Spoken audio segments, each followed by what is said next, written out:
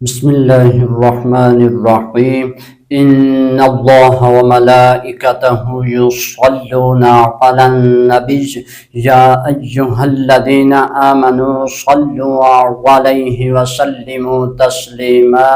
الصلاة والسلام عليك يا رحمة للعالمين وعلى آلك وأصحابك يا خاتم النبيين کہ محمد سے وفا تو نے تو ہم تیرے ہیں، کہ محمد سے وفا تو نے تو ہم تیرے ہیں، یہ جہاں چیز ہے کیا لوح و قلم تیرے ہیں، قوت عشق سے ہر پست کو بالا کر دے،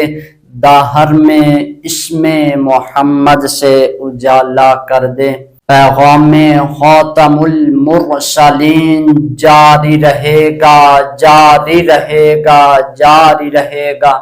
انشاءاللہ عز و جل۔ حضرت حذیفہ بن یمان رضی اللہ تعالی عنہ آپ فرماتے ہیں، میں نماز مغرب کی ادائیگی کے لیے حضور اقدس خاتم المرسلین صلی اللہ علیہ وآلہ وسلم کی پاک بارگاہ اقدس میں حاضر ہوا۔ خاص طور پہ یہ اجازت میں نے اپنی ماں سے اس شرط پہ لی تھی کہ امی جان مجھے اجازت عطا فرما دیں، میں حضور کی پاک بارگاہ اقدس میں حاضر ہوتا ہوں، نماز مغرب بھی ادا کروں گا اور حضور کی پاک بارگاہ اقدس میں عرض کروں گا، یا رسول اللہ صلی اللہ علیہ وآلہ وسلم میرے لیے اور میری ماں کے لیے بخشش اور مغفرت کی دعا فرما دیجئے۔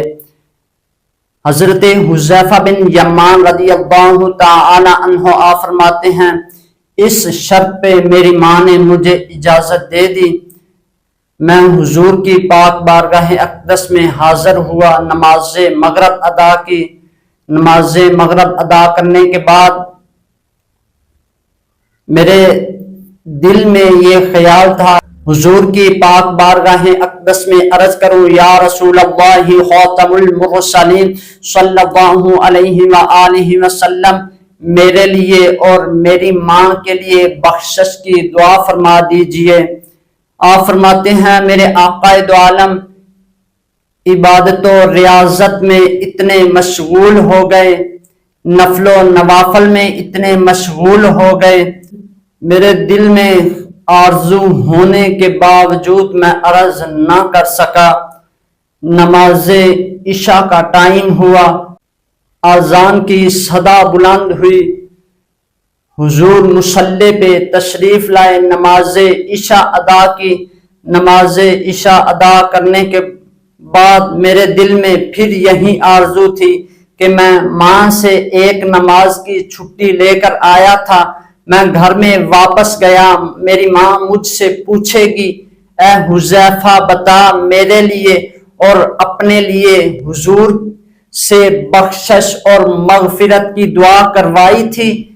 پھر میں کیا کہوں گا؟ میرے آقا دو عالم خاتم النبیین صلی اللہ علیہ وآلہ وسلم اٹھے، اپنے کسانہ اقدس کے بال چل پڑے، میں غیر ارادی طور پہ حضور کے پیچھے پیچھے چلنے لگا،